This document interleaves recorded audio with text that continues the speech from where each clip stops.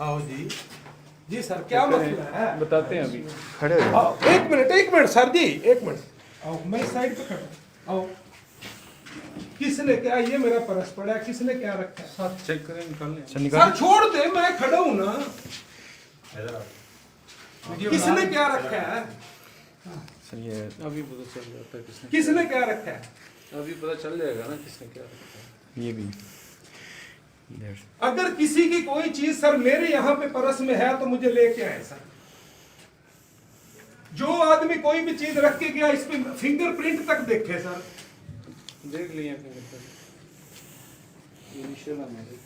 ये सर आपके इनिशियल है। एक मिनट सर जी, एक मिनट सर जी, आप एक मिनट सर, मैं यहीं पे ये मेरे इनिशियल है। ये सर आपके इनिशियल है। एक मिनट सर, एक मिनट मेरी बात सुन ले, मैं कह रहा हूँ जल्दी रिक्वेस्ट सुन ले। तनवीर क्यों ज्यादती की थी? मेरे नाम पे तुसी कितनी दफा ज्यादती की है, मेरा कितना पैसा तुसी लुट के खा गए। ठीक हो गया जी। मेरे